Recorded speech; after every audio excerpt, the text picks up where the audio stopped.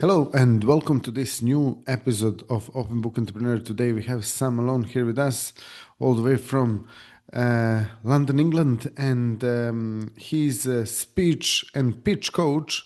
So that's really cool and interesting because he's got like really fun, wonderful experience and knowledge when it comes to preparing you to either pitch your business or preparing you to actually be able to speak and talk about your business. So, Sam, please introduce yourself to our business to our audience. Yeah, thanks, Tony. So I think most of you probably wouldn't really know what I do. I am not just a public speaking coach. I am a voice, speech, and pitching coach. So my background is actually theater. I work at some of the top conservatoires in the UK, such as Central, on the musical theater program, RADA. I have worked at Guildhall and a number of other big name theater establishments. So I'm lucky enough to work with students who've now become leads on the West End on things like Hades Town, Mamma Mia, Mean Girls, Standing on the Sky's Edge, etc.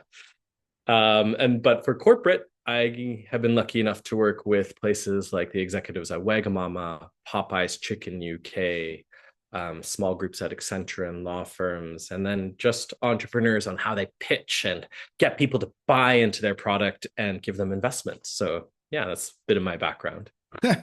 Fantastic. Yeah, I mean, it's great to see that there's a huge variety of businesses and professions that really need this support because, yeah, nowadays I think this is exactly where we're moving to, with the advancement of artificial intelligence and also a lot of different markets being saturated. It seems like the personal story is becoming really really important, or the corporate story, or in general, like sharing the story. I see this a lot as well with a lot of guests, from the States, from different countries and different continents coming to this show, talking about how they want to actually share their story, how when they are sharing their story, they attract the right audience, the right clients into their business. So, can you tell us a little bit about that, how your coaching fits into that? Yeah, I think a lot of entrepreneurs and just business executives have to tell their story. So Daniel Priestley spoke on Diary of a CEO about 6 months ago, and I think he was talking about personal brand. So we're hearing about personal brand a lot. How you will hear less about Google, but you'll listen to the executive at Google or Apple or Nvidia. So these CEOs, these politicians are having to have a personal brand. There was an announcement recently of, I think it was Bake Off, someone was leaving the show. And instead of BBC putting it up, it was actually announced first on their Instagram and TikTok. So, how are you building your personal brand? Because that's how we're starting to develop trust. It's no longer about news, because what's fake news now? What's AI generated content? And what's real? And people are starting to value that human, real, personal brand, and how you speak is basically the way that we get that sense of your ideas, your business, what makes you different, and why we should invest in you. Yeah. There's yeah, there's a statistic that the way you move on stage, it was a Harvard study. I think it was out of 1,855 participants could accurately tell which people who were pitching without sound would get investment based on the way they're moving. Wow. So it's about the body language, and also it's about the voice and tonality and all the other things that go into that.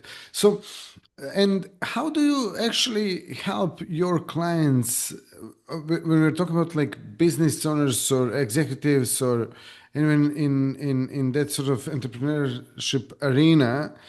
How do you help them present their story in the better way? Yeah, so I'll put it in terms of pitching for investment first, and then I'll move into executive directors, executives, or even just selling your business. So, in terms of a pitch, we need, I would say, four things.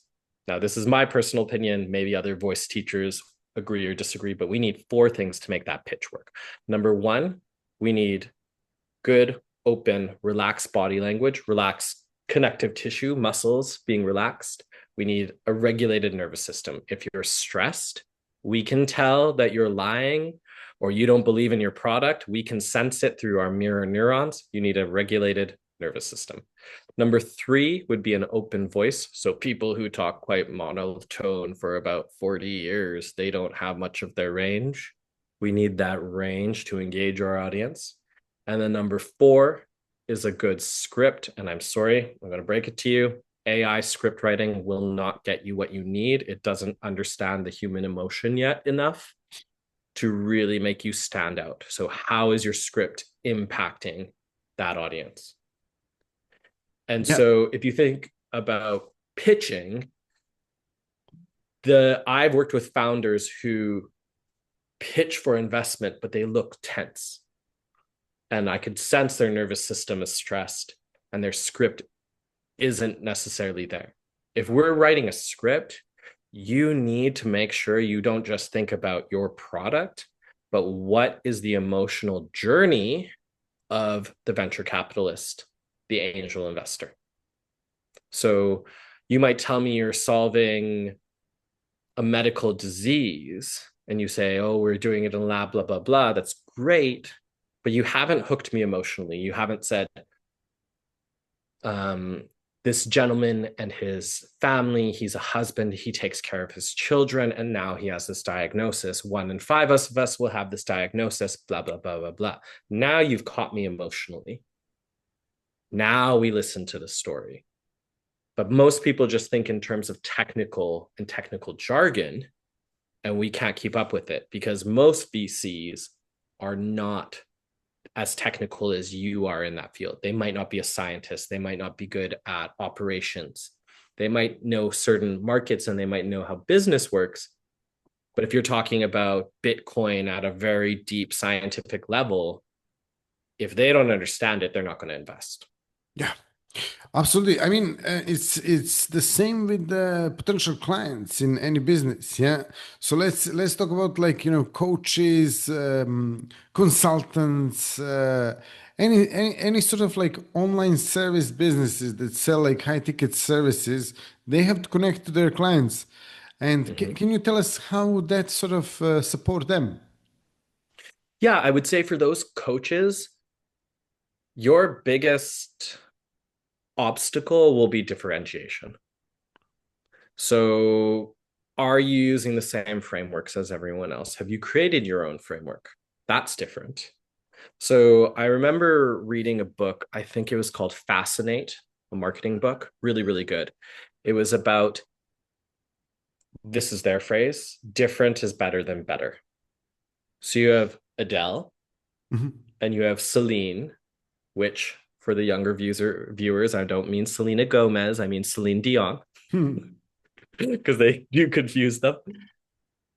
Technically, Celine, from a like vocal teacher standpoint, has better technical use of her voice, or did with other stuff that's going on with her. Adele, though, was different.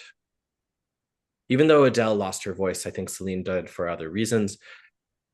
Adele was different, and that's what captivated the audience. So, as a coach, how are you different? And also, if we're talking about Simon Sinek and his famous video, What's Your Why? What is your why?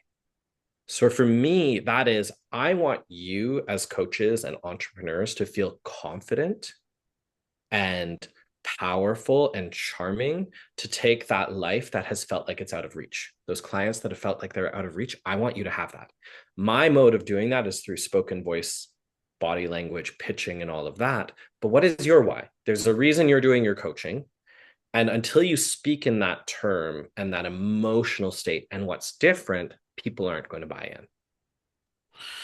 Fair enough. Yeah, very good point. And so let's say once people sort of like discover their why and also are able to implement it into their speech, what's the best way to actually present it to the audience? So you have to think, number one, what is your audience versus another audience. So the example I give, I had an entrepreneur. She's taking carbon gas from the air and making it into green airline fuel. Hmm. Okay.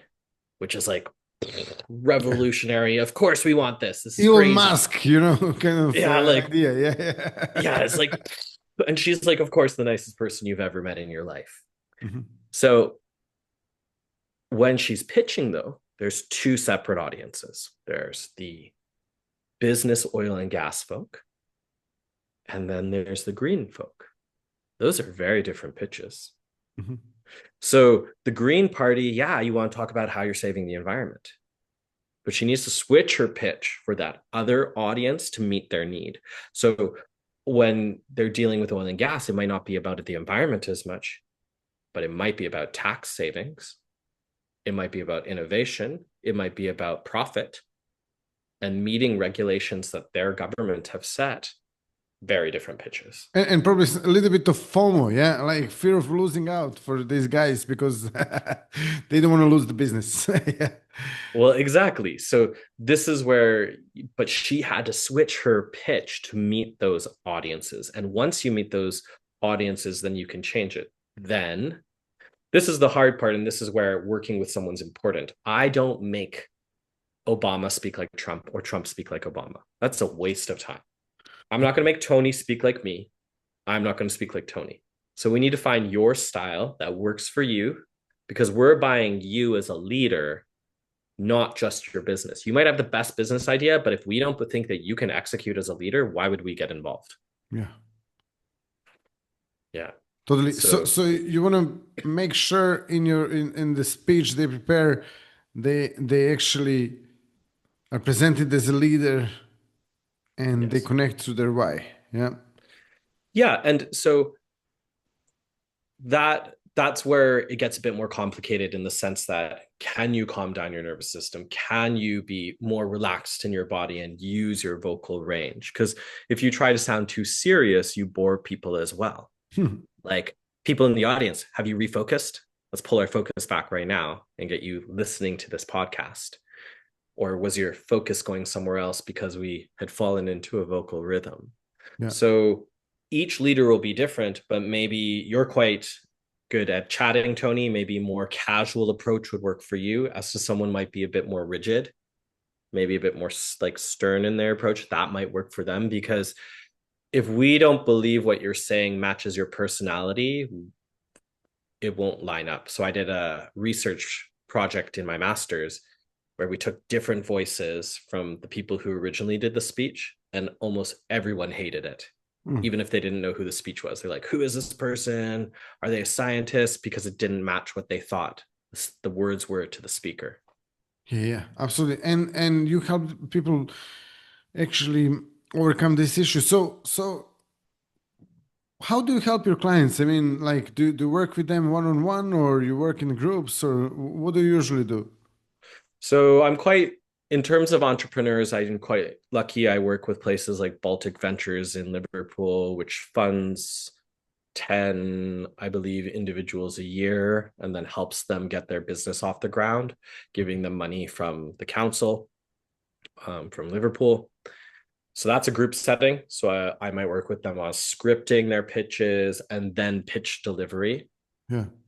I would say you need to go one step further and say, how are you negotiating in the room as well? That's like Mhm. a whole other ball game.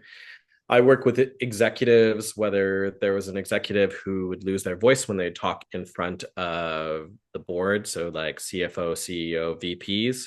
How do I work with that individual so they are powerful and confident, not necessarily at a large pitching scale, but a boardroom? So, those kinds of things. Yeah. Yeah, absolutely. And if someone wants to actually connect to you, learn more about you, or just find out more about what you do, like how they can do that. Yeah. So, my website is